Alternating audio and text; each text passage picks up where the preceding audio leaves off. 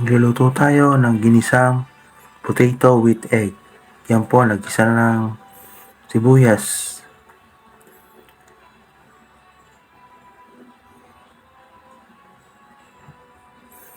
Halo-halo.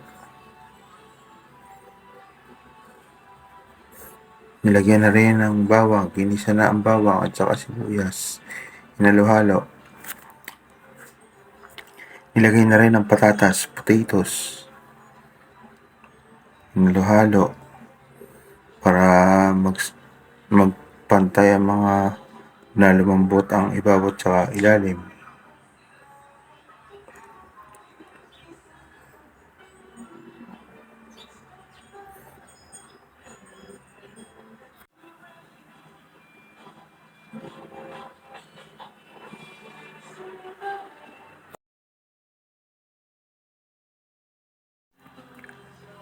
Lagyan ng pampalasa ang MSG, pitchen, kaunting pitchen, at saka kaunting asin para po magkalasa ang patatas. Yan, lagyan po ng asin.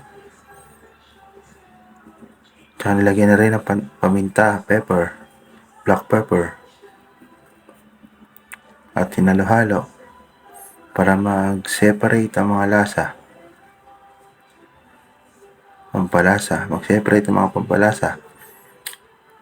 Hinalo-halo.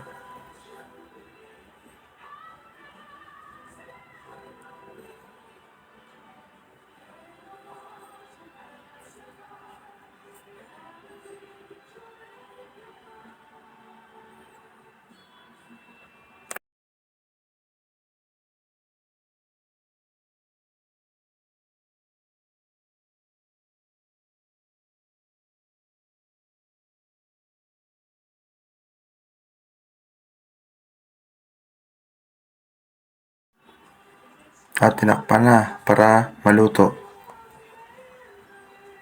Nilagyan na ang itlog. Yan po ay 5 hanggang 6 na itlog. Kaya na po ang bahala kung gaano karami itlog. Mas marami, mas masarap. Yan po, hinalo-halo na.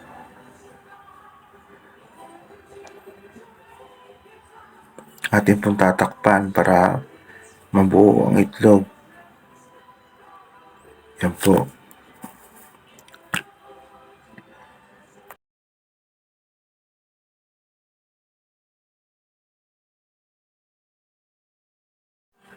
Atin na uling hahaluin. Yan, medyo buo na itlog.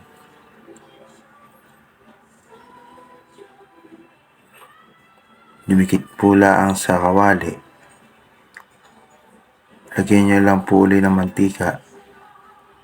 Kahit para hindi dumikit sa kawali. Yan po, nilagyan ng mantika. Kaunting mantika. Para hindi dumikit sa kawali. Makatulong sa pagdikit ng itlog sa kawali. Halo-halo. Para magkawatak-watak ang itlog. Sumama sa patatas ang itlog. Yan po, tinakluban.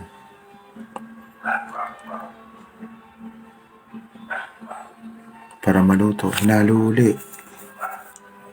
Para maluto ang ibabaw at ilalim.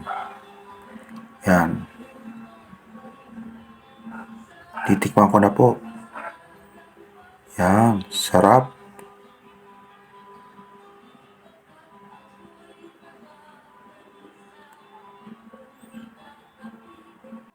Kaya po tayo.